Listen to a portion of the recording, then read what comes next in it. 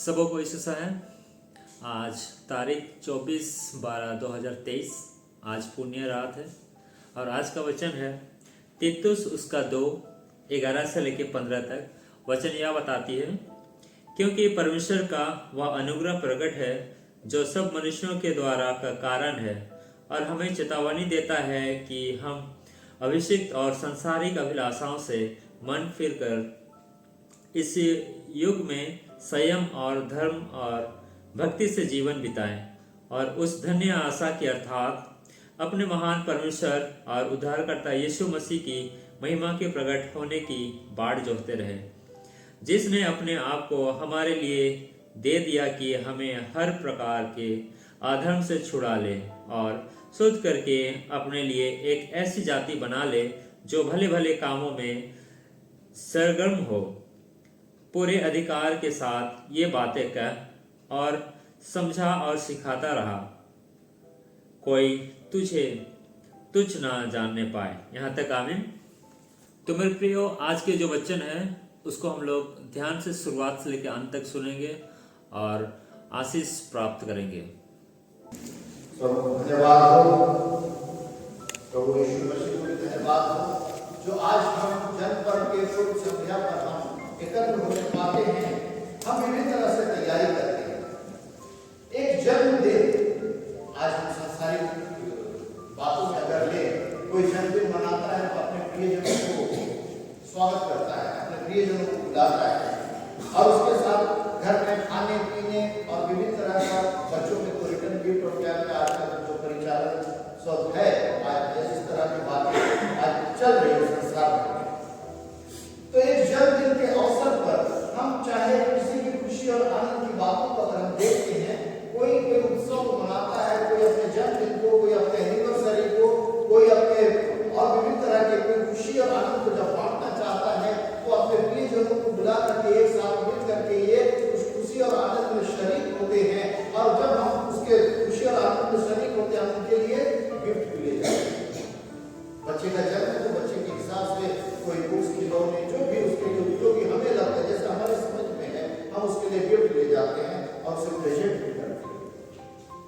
मेरे प्रियो, आज हमारे जीवन में आज जो हमारी उम्र है, मेरे ख्याल से हर कोई उतने उम्र के बराबर अपने क्रिसमस को मना लिया। हम अपने उम्र के बराबर इतने सालों से क्रिसमस को मना लिए। पिछले लगभग 2000 साल पहले प्रभु यीशु जब इस जगत में आए, उसकी सूचना आज हम लोग संध्या में हैं, तो आज कहेंगे अब 24 तारीख को पहुंचे हैं, तो उस समय की बातें कहा जाता है कि नासरत से बैतुलहम का जो दूरी था, पैदल गधी के साथ लेकर के मरियम उसको बैठा के चलने में लगभग 5 दिन का यात्रा था, नासरत से यहूदिया में बैतुलहम के शहर में। और आज 24 तारीख को पहुंच गए हैं, तो मेरे ख्याल से सोचे कि आज वो नासरत नगर से चल करके बैतुलहम में ये प्रवेश कर चुके हैं और इस घड़ी हो सकता है वे सराय में जगह ढूंढ रहे हैं। अगर 2000 साल पहले की बात कर रहा हूँ, जगह ढूंढ रहे हो सराय में कि मुझे भी इस सराय में जगह मिल जाए, इसके घर, उसके सराय, बड़े उस समय जो भी उसमें सुविधा उपलब्ध थी उसमें वो अपनी पत्नी को रखने के लिए एक उपयुक्त जगह, क्योंकि दिसंबर का माह जहाँ पे ठंड का समय होता है और ठंड के समय में उनसे बचने के लिए विभिन्न तरह के तौर तरीके, विभिन्न तरह के उपाय करते हैं लोग। और इसी में होकर के आज हम देखते हैं कि उस बैतुलहम में आज यीशु भी अपनी पत्नी मरियम को लेकर के पहुंचा होगा और इस घड़ी वो यहाँ सराय में जगह ढूंढ रहे थे।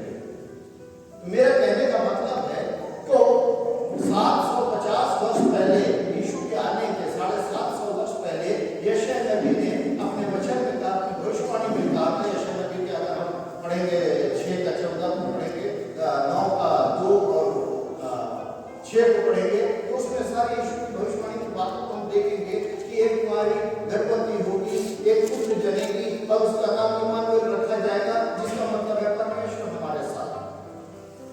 और अगर उसका 9 का 2 को पढ़ेंगे तो जहां पर जो लोग अंधियारे में चल रहे थे उन्होंने ज्योति को देखा और जो लोग अंधियारे से भरी मृत्यु के देश में चल रहे थे उनके बीच एक बड़ा उजियारा चमका। मेरे प्रियो, यशायाह करेंगे। 400 वर्ष का समय है। 400 वर्ष मिस्रियों के देश में इस्राएली लोग उलझ करके रह गए थे। अगर निर्गमन 3 अध्याय का आप पढ़ेंगे, 2 अध्याय का 24-25 को, तो वहाँ वे उस सताहट में, जो मिस्र देश में जो सताहट थी, ये गुलामी में होकर के जी रहे थे। और जो व्यक्ति यूसुफ का समय 30 साल वो अपना राजपाट का समय को देते हुए इस्राएलियों को बहुत कुछ उसने उपलब्धियां, सफलता, कामयाबी, बहुत सारा संसाधन और सेवा को उसने दिया था।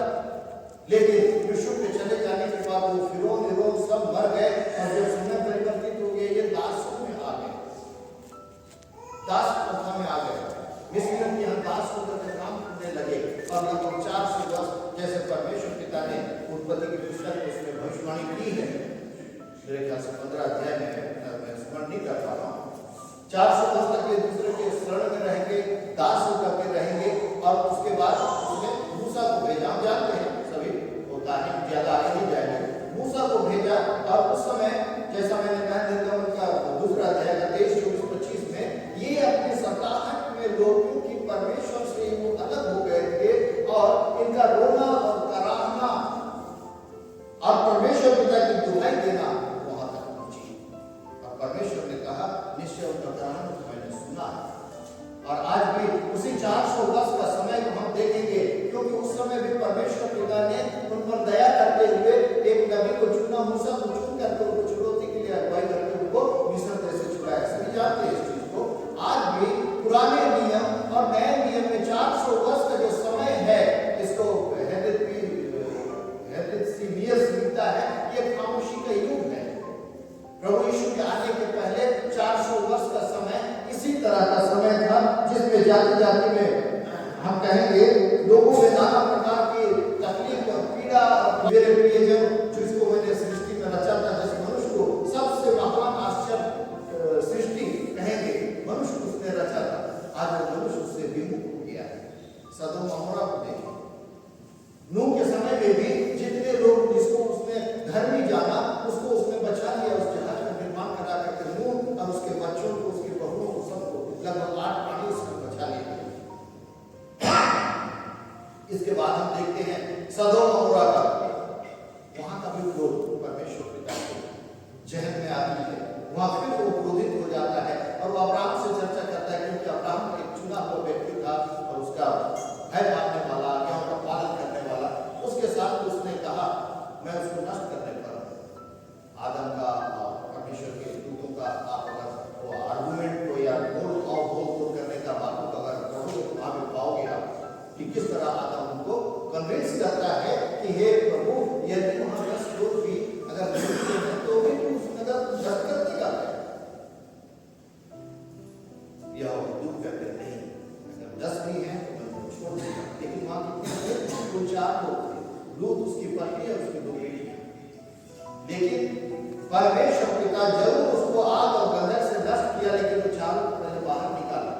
मेरे प्रियो, आज भी अगर हम उस स्थिति से अलग नहीं है, अगर आप सोचेंगे उस समय भी लोग खाते पीते, पेड़ लगाते, शादी ब्याह सब हो रही थी। नूह के समय में भी और ये सदोम अमोरा के समय में भी सब कुछ वही हो रहा था। आज भी खाना पीना, पेड़ लगाना, शादी ब्याह सब वही चल रहा है। अपने लिए सब सोचते हैं, अपने हिसाब से जीते चलते फिरते हैं। लेकिन प्रभु की दया को देखिए, परमेश्वर पिता के अनुग्रह को देखिए, उसने इसके बावजूद भी अपने लोगों को छुड़ाने के लिए वो योजनाएं बनाता है।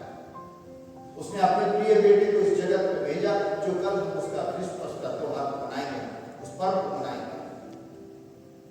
उसने देखा कि जगत में पाप भर गया है।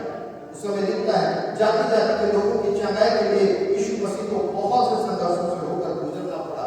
उसका पैदाइश होना अलग बात है, लेकिन जो अपना मिनिस्ट्री लेकर वो चला था, तो मैंने पहले बताया था, उनका जो हेडक्वार्टर था कफरनहूम का हेडक्वार्टर था, वहां से गलील से उसने अपनी मिनिस्ट्री को आरंभ किया था।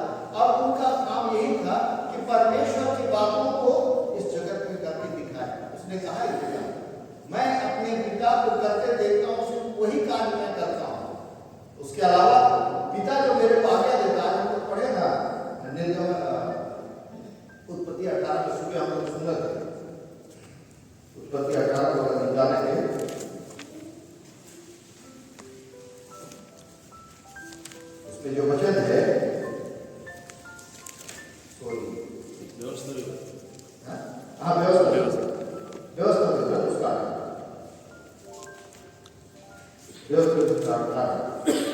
इसमें क्या है, इसलिए मैं उनके लिए 18 से 19 में जाएंगे, 18 में, इसलिए मैं उनके लिए उनके भाइयों के बीच में से तेरे समान एक नबी को उत्पन्न करूंगा और अपना वचन उसके मुंह में डालूंगा, और जिस जिस बात की मैं उसे आज्ञा दूंगा वही बात उनको कहलाएगा। प्रभु यीशु मसीह अपने आप से कोई काम नहीं किया, उसने जैसा पिता को करते देखता था वही वो करते दिया। इसलिए वो उस राज की तमाम विधियों को, नियमों को, वहां की व्यवस्था की बातों को सबको संपूर्ण रूप से उसने पालन किया। एक ही मनुष्य इस जगत में कहेंगे जो मनुष्य परमेश्वर पिता के नियमों का, विधियों का और तमाम आज्ञाओं का पालन किया, वो एकमात्र प्रभु यीशु मसीह। इसमें कहता है कि मैं वो उत्पन्न करूंगा और अपना वचन उसके मुंह में डालूंगा, और जिस जिस बात को मैं उससे आज्ञा दूंगा वही वो हमको कह सुनाएगा। और जो मनुष्य मेरे वचन को वह मेरे नाम से कहेगा, ग्रहण न करेगा, मैं उसका हिसाब उससे लूंगा। हिंदू में देखते हैं कि वो न्याय के समय में लाइन में खड़े हैं और उनके सामने एक एक पुस्तक खोली गई है, उनकी जीवन की पुस्तक, हमारे मनुष्यों के जीवन की पुस्तक। हमने कब क्या कैसा किया, उसको भला किया, कहाँ बुरा किया, सारी बात उसमें प्रकट करता है। इसलिए कहता है आज 15 पद में, पूरे अधिकार के साथ ये बातें कह और समझा और सिखा कर कोई तुझे तुच्छ न जानने पाए। और इसके ऊपर 14 पद में लिखा है कि उस 2:14 में, जिसने अपने आप को हमारे लिए दे दिया कि हम हर प्रकार के अधर्म से छुड़ा ले और शुद्ध करके अपने लिए एक ऐसी जाति बना ले जो भले भले कामों में सरगर्म हो। मसीह यानी भले काम करने वाले, मसीह यानी मसीह की छवि उसमें दिखनी चाहिए। मसीह यानी कि मसीह यीशु का, जैसा जकरिया नबी की पुस्तक अगर अंतिम 13 अध्याय में हम पाते हैं कि वो किस तरह से लोगों को निर्बल करता है, जैसा सुनार या चांदी को उसमें आग में तपा करके उसमें उसको चमकाता है, और तब तक उसको चमकाता है जब तक उसकी छवि उसमें नहीं आ जाती। प्रभु यीशु का वचन भी यही है, प्रभु यीशु की छवि। इसलिए तो लिखा है उत्पत्ति पहला अध्याय का 26 में कि उसने मनुष्य को बनाया था, उसने कहा आप मनुष्य को अपने स्वरूप में और अपने समानता में बनाए। अगर परमेश्वर पिता का स्वरूप हमें नहीं है तो हमारा जीवन व्यर्थ है, हम भी ठगे जा रहे हैं। अगर उसकी समानता में हम नहीं जी रहे हैं तो हम ठगे जा रहे हैं। आज बहुत से परिवार हैं, गाड़ी है, बंगला है, पैसा है, बच्चे सब अच्छे नौकरी में है, सब कुछ है, लेकिन यीशु उनके साथ नहीं है। यही बात आज मैं कहना चाहता हूं। आज प्रभु यीशु इस जगत में इसीलिए आया कि अपने लोगों को वो चुन चुन करके अलग करे, बकरियों को, भेड़ों को अलग करे, भेड़ों का झुंड को अलग लगाए। प्रभु यीशु मसीह जब इस जगत में आए, लोग तबाही में थे, मौत का तांडव चल रहा था, लोग सताहट में थे और विभिन्न तरह के रोग और पीड़ा में जी रहे थे, और जाते जाते लोगों की चंगाई के लिए यीशु मसीह को बहुत से संघर्षों का सामना करना पड़ा। जब वो अपनी मिनिस्ट्री को आरंभ किए तब वो परमेश्वर राज की कुछ उसको दिखाना था, लोगों के बीच में प्रमाणित करना था कि मैं कहां से आया हूं, मेरा पिता कौन है। वही प्रभु यीशु है जो अपने पिता से हमको मिलाया। पिता को सब भूल गए, वही प्रभु यीशु है जो अपने पिता से हमें मिलाया और एक नया जीवन मनुष्यों को उपलब्ध कराया।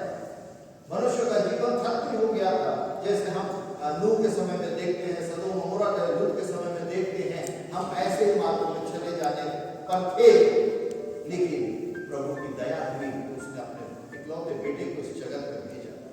आज अगर यीशु हमारे साथ है तो हम परिपूर्णता के साथ भरपूरी का जीवन को हम जी सकते हैं। आज लोग जिन जिन वस्तुओं को हम संसार में ढूंढते फिरते हैं, मुझे ये चाहिए, मुझे वो चाहिए, मुझे ये भी चाहिए, मुझको ऐसा भी होना चाहिए, मेरे साथ ये भी होना चाहिए, मेरे प्रियो अगर यीशु साथ है तो आप सबके पास वो सारी वस्तुएं उपलब्ध है, क्योंकि यीशु ही आज परम प्रधान परमेश्वर का इकलौता पुत्र वो है। अगर यीशु हमारे साथ है तो हमारे लिए किसी कमी घटी की बातें नहीं है, हर बातें भरपूरी के साथ हमारे पास। हाँ, कुछ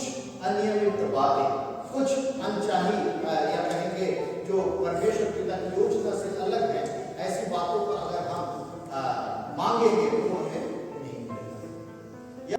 और 750 वर्ष पहले यशायाह नबी जिस भविष्यवाणी की बात को किया था, उस समय को परमेश्वर पिता अपने पुत्र को इस जगत में भेजता है कि इनको भी छुड़ाया जाए। और आज हम 400 वर्ष के बाद हम देखते हैं सबसे पहले जकरिया जो याजक था उस समय का, उसके साथ स्वर्गदूत का वार्तालाप होता है। और उसके बाद हम देखते हैं उसको मार्ग सिखाने वाले को यूहन्ना बपतिस्मा पैदाइशी की भविष्यवाणी उसको दी जाती है कि तेरी पत्नी एलीशिबा गर्भवती होगी और वो एलिया का आत्मा में होकर के आएगा और वे जो अपने प्रभु के मार्गों को सुधारेंगे। प्रभु यीशु अकेले नहीं है, इसके पहले एक मार्ग सुधारक भेजा गया जो उससे 6 महीना पहले यूहन्ना बपतिस्मा दाता इस जगत में आया कि वो प्रभु यीशु के लिए मार्ग को तैयार करे। कितना ही अच्छा समय था कहेंगे यूहन्ना बपतिस्मा दाता का कि वो प्रभु का दूत होकर के इस जगत में आया। मेरे प्रियो, आज अगर आप नूह के जहाज पर उस समय का जल प्रलय को अगर आप सोचेंगे, नूह के समय में ऐसा हुआ था कि लोगों का जो पाप इतना बढ़ गया था, परमेश्वर क्रोधी है। यूहन्ना लिखता है विलंब से क्रोध करने वाला, परमेश्वर अनुग्रहकारी। विलंब से क्रोध करने के बाद परमेश्वर का क्रोध इतना भड़का कि उसने अपनी सृष्टि को नष्ट करने के लिए उसने कदम उठाए।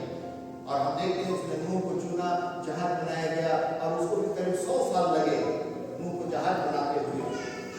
और वो लोगों को ऐसे ही नहीं जहाज बना रहा था, लोगों को समझा भी रहा था कि देखो कि ऐसे ऐसे बात है, परमेश्वर का क्रोध भड़क गया है और ऐसा होगा कि इस जगत में जल प्रलय आएगा और उसके लिए मैं ये जहाज को बना रहा हूं। लोग उसमें खर्च उड़ाते थे।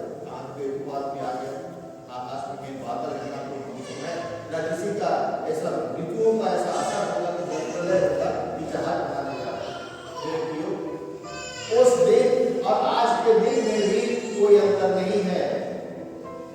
आज मैंने अभी जैसा शुरू में बोला कि क्रिसमस जो मनाया जाता है, प्रभु यीशु मसीह का जन्मदिन, हम किसी के जन्मदिन के अवसर पर किसी के घर जाते हैं, उसके लिए गिफ्ट ले जाते हैं। हमने मसीह को क्या किया? मेरा कहना ये, हमने मसीह को क्या किया? उसको गिफ्ट हम तैयारी कर रहे हैं, कल रोटी पीठा आज भी सोचा बहुत कुछ बना भी रहे, तो रात में जागेंगे होगा और कपड़े लत्ते और विभिन्न तरह का तैयारी, साज श्रृंगार घर में क्रिसमस और स्टार सब कुछ आज तैयार कर रहे हैं। लेकिन क्या हमने अपने मन को प्रभु को दिया है? उसको गिफ्ट में ये सोना चांदी धन दौलत बंगला गाड़ी कुछ नहीं चाहिए, क्योंकि उसके पास ये सब जीरो है, उसके कोई काम नहीं, वो तो स्वयं दाता है। उसको हम क्या देते हैं? परमेश्वर ने मनुष्य को इसीलिए रचा कि वो मनुष्य के साथ में संगति करे। जब उसने आदम को रचा, आदम की वाटिका को आप देखिए, आदम की वाटिका में आदम और हवा विचरण करते थे और ठंडे समय में परमेश्वर उनके साथ संगति करता था। राज में भी ऐसी ही बातें हैं।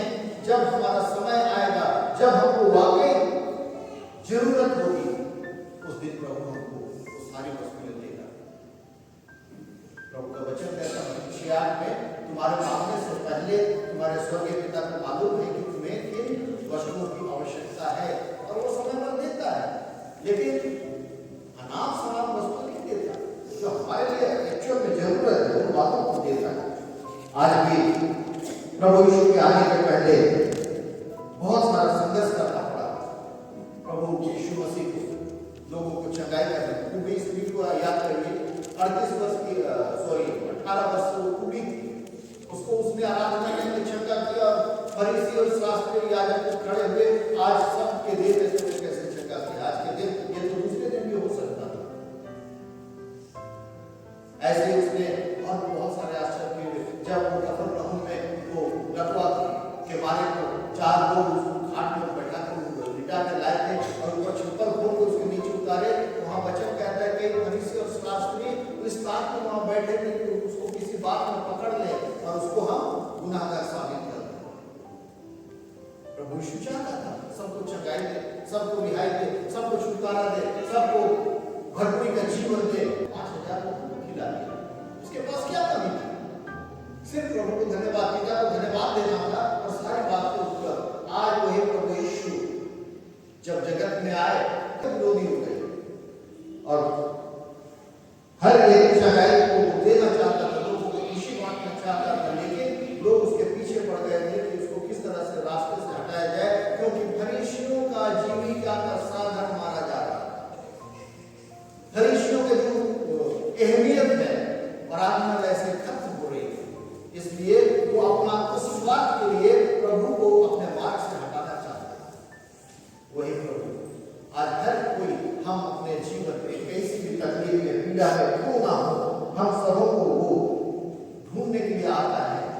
हर एक को हम देखें, प्रभु यीशु मसीह अपने बेगुनाह होने के बावजूद हमारे लिए क्रूस घातित हो गए और हमारे लिए आज पवित्र आत्मा का उपलब्ध करा दिया कि हम जहाँ चाहे वहाँ उसकी उपस्थिति को पा लें। मेरे प्रिय, आज मसीह यीशु की जन्म की पूर्व संध्या पर हम यहाँ एकत्र हुए हैं। निश्चय आज हमें कपड़े लत्ते, खाना पीना और ये सब कुछ उसके लिए सब व्यर्थ है। चाहता है सिर्फ अपना हृदय, अपना मन मेरे को, अपनी आत्मा आज अपनी आत्मा को बचाने के लिए वो बहुत कोशिश करता है और इसीलिए उसी उद्धारकर्ता मसीह यीशु का आज शांति आज उस जगत में वो इसीलिए आ रहा है। आज जरूर बालक होकर के आया, लेकिन बड़ी बड़ी गवाहियां हम देखते हैं। हमने अभी वचन में पढ़ा सुसमाचार उसका दूसरा अध्याय सारी बात उसने कहा मत्ती 1:23 में कि देखो एक कुमारी गर्भवती होगी और एक पुत्र जनेगी और उसका नाम इम्मानुएल रखा जाएगा। उसका अर्थ है परमेश्वर हमारे साथ। कौन नहीं चाहता परमेश्वर हमारे साथ? कौन चाहता है दुख उठाना? कौन पीड़ा में रहना चाहता है? आज हर एक दुखी इंसानों को जो बीमार में पड़े हैं, लाचार हैं, बेगार हैं, उनसे आप पूछ के देखिए कोई उसे जीना चाहता है क्या? हम अगर कंपेयर करेंगे, रास्ते चलते हुए भी इस तरह के लोग हमको टकराते हैं, अगर कंपेयर करेंगे तो हम उससे कई गुना बेहतर जीवन को हम जी रहे हैं। प्रभु हमें इससे भी बेहतर जीवन देने का वादा करता है कि हम इसीलिए उसमें आज भी कहते हैं, वचन कहता है कि वो जो प्रभु यीशु मसीह उस समय जिन बीमारियों को चंगा करता था, उस समय के जाति के लोगों को छुड़ौती का मार्ग बताया करता था और उसके लोग विभिन्न तरह के लालच में नाना प्रकार के पाप होकर के उलझ गए थे और दंडित हो रहे थे और उनको छुड़ाने के लिए प्रभु यीशु जगत में आया, लेकिन उनको लोगों ने नहीं माना और प्रभु यीशु अपने कार्य फिनिश करके वो स्वर्ग राज्य में गए। लेकिन आज भी वो समय हमारे साथ है, वो समय गुजरा नहीं है मेरे। आज भी जो प्रभु यीशु मसीह इस जगत में रहते हुए जिन कार्यों को करते थे, आज भी बीमारों को सहायता उपलब्ध कराने के लिए हमसे आवश्यकता है, हमें प्रार्थना करनी है, एक गंभीरता के जीवन में चलना है। बड़ी बड़ी बीमारियों से वो छंटाई को आज भी देख रहे हैं। इसका कारण वही है, उसने कहा पहला पत्रस 2:9 में, तुम राजपथधारी याजकों का समाज और पवित्र प्रजा हो। क्या आज हम याजकों के समाज में हैं? हमारी गिनती आती है? क्या हम राजपथधारी हैं? राजपथधारी यानी आप अकेले चलते हैं तो हमारे साथ 3-4 कमांडो होना चाहिए। अकेले आते उसमें भी हमको डर लगता है, कोई हमको लूट डाले, कोई हमको गिरा ना दे, कोई हमको ठोकर न मार दे, कोई हमको गाली देके ना चला जाए। राजपथधारी प्रभु को कौन सा जीवन देना चाहता है और आज हम कौन सा जीवन को जी रहे हैं? हम इसको नाम कौन करेंगे? आज हम जगत के अंतिम दौर में होकर के जी रहे हैं। हमें बहुत सोचना है और हमें उस प्रभु को आज अपना हृदय उसको गिफ्ट में देना है। आज उसका जन्मदिन है। अभी थोड़ी देर के बाद, कुछ समय के बाद हम उसके जन्म पर के अवसर पर हम प्रवेश कर जाएंगे 25 दिसंबर। और प्रेरित लिखता है फिलिपियों की पत्री 4:4 में कि प्रभु में सदा आनंदित रहो। मैं फिर कहता हूँ आनंदित रहो। आज अगर एक एक हृदय को हम टटोले के पूछे कितने लोग आनंदित हैं, अरे नोट हुआ तो ऐसा कर ला पढ़े क्यों नहीं पढ़ाते, अरे मैं तो हुआ लोगों के जीवन में शांति नहीं है और शांति को ढूंढ यहाँ वहां जाकर ढूंढते हैं। जिस शांति को प्रभु ने कहा यूहन्ना रचित सुसमाचार उसका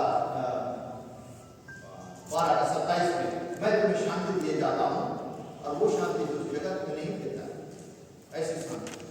तो आज हम उस पीड़ा में है, उस दुख में है, उस तकलीफ में है और हमारा महाराजा प्रभु यीशु मसीह इसी रात को पैदा होंगे। तो कहाँ पैदा होंगे? उसको जगह हम ऊंचे घर वाले उसको कोई जगह नहीं दी, वो शाले में पैदा हो, चढ़ने में पैदा हो। आज वचन कहता है पहला कोरिन्थियों 16 में, तुम्हारा शरीर परमेश्वर का मंदिर है। उसका गौशाला कहाँ है? पैदा होने का हमारे हृदय में।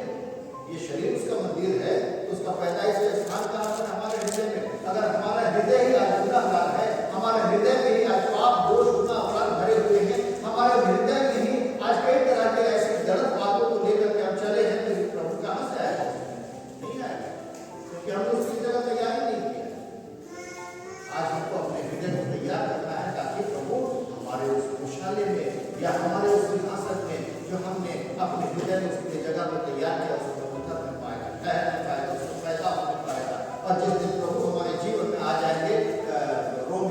8 का 31 में लिखता है, यदि परमेश्वर हमारी ओर है तो हमारा विरोधी कौन हो सकता है? कोई हमारा विरोधी नहीं होगा। जो हमसे लड़ने आएंगे, हमारा सामना करने आएंगे, वो हमारे मुख का तेज देकर वो गिर जाएंगे। ये है प्रभु का अनुग्रह। आज हमें नूह के समय को स्मरण करते हुए अपने आप को चेताना है, सदोम और अमोरा की बातों को स्मरण करते हुए अपने आप को तैयार करना है, ताकि आज जिस पूर्व संध्या में हम पहुंचे हैं पूरे रात के समय में, तो हम प्रभु के लिए चरनी बना सके अपने हृदय, उसको हमारा कपड़ा लत्ता, हमारा रोटी पीना, हमारा धन संपत्ति, हमारा बंगला बाड़ी कुछ नहीं चाहिए। उसे हमारे हृदय वो हमारे आत्मा को बचाने के लिए आना है। आज वो फिर आ रहा है। आज हम अपने उम्र के बराबर हम कहेंगे क्रिसमस मेरा जैसा आज उम्र 62 ईयर्स है, तो मैं 62 वर्ष तक क्रिसमस को मना लिया। तो ऐसे में अगर हम अपने छवि को अभी भी तैयार नहीं किए हैं, तो आज भी ये क्रिसमस हमारे लिए व्यर्थ है। हमें बदलना है, हमें सोचना है, क्योंकि उसके बाद कुछ समय नहीं होगा। दाऊद कहता है, अगर मृत्यु हो जाए तो कोई मृतक व्यक्ति आपके आराधना, आपकी स्तुति, आपकी महिमा कैसे करेगा?